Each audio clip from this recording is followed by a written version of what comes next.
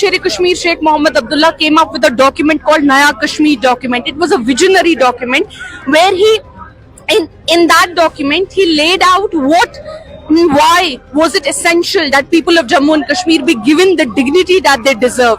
It was a document of dignity. It was not the document of tamasha that the BJP has converted it into. Sher Kashmir Sheikh Mohammed Abdullah Sahab, he was very clear in the idea that 370 had to be preserved, but not just 370 as in the special status, pre-1953 special status, before people like Sadiq and Bakshi and Mir Qasim diluted Article 370, amended it hundreds of times. And interestingly, many of the people today, many of our rivals, if you look at the PDP or if you look at the PCP, many people who pretend to talk about 370, they were the ones, I mean, Mufti Saab, for instance, or Ghani Lone Saab, for instance, both of them started their career in Ghulam Muhammad Sadiq Saab's government, in his cabinet. Both were ministers in his cabinet.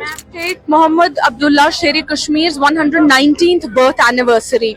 Why this day is important? Because when Sher Kashmir Sheikh Mohammed Abdullah Saab started his journey, Jammu and Kashmir was not the way we look at it right now. People had no rights. We lived under a monarchy, a tyrannical monarchy where all of us were treated as good as serfs or as good as slaves. We had no rights. There were no appeals. There were no courts. There were no fundamental rights. There was no constitution.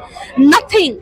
The ruler, the monarch could have asked for your death and you could have done nothing. It took us years and decades of struggle to assert our rights. For that, Sher Kashmir Sheikh Mohammed Abdullah came up with a document called Naya Kashmir document. It was a visionary document where in that document, he laid out why was it essential that people of Jammu and Kashmir be given the dignity that they deserve. It was a document of dignity. It was not the document of tamasha that the BJP has converted it into.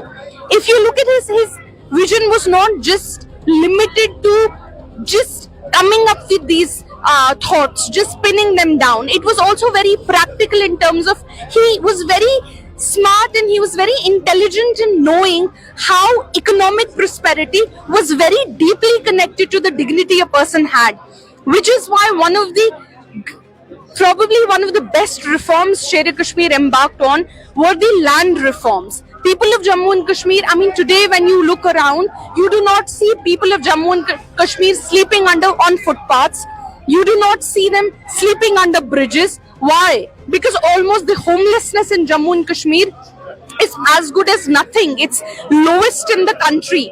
That is because under the, following the vision of Sher Kashmir, 13 lakh canals of land was transferred from the zamindars to agrarian workers, to all of us. If you and I and all of us are living in our homes today, somewhere this is the contribution of Sheikh Mohammed Abdullah. Our education level was around 3%. We had to go to our neighbors' homes to get our letters read because we couldn't read our letters. It was Sheikh Mohammed Abdullah Sahab who embarked on something called Jabri School. Jabri School was an idea where people were forcefully taken to schools because culturally we were not inclined towards education, at least back then. We were poor also. There were economic factors also. Begum Akbar Jahan Abdullah, she was a visionary leader, also Sher Kashmir's wife. She took women, she held their hands, and took in burqa. She would take them to schools. If today a woman like me is able to stand up and speak in front of all of you, somewhere it is because someone walked those footsteps before me. Begum Abdullah did. If today we look at the health contribution, if we look at the health sector of Jammu and Kashmir, we did not have good hospitals. Sheikh Mohammed Abdullah Saab, he went home to home, collected, he literally asked for donations.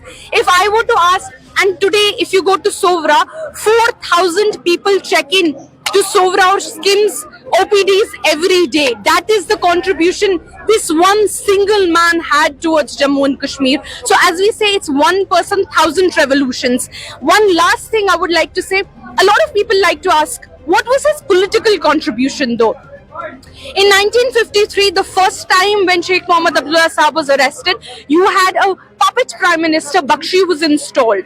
That is when Article 370 and that is when Jammu and Kashmir's autonomy was severely hit. In fact, which is why National Conference always says that we need to go back to the pre-1953 status.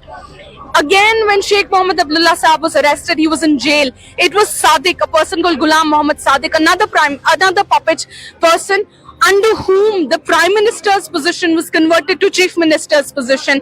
Almost hundreds of amendments to Article 370 were made.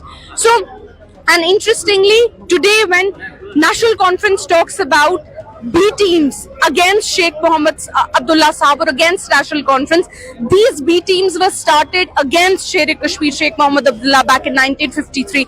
This journey of political disempowerment, only this saga, rather I would say, it's something that has happened only, and the only person who protected us against this, all of this, was Sher Kashmir. So this is a day not just, this is a humbling experience, a somber day not just for the workers of National Conference, but also for everybody in Jammu and Kashmir whose life in many ways currently continues to be touched by Sher Kashmir's legacy.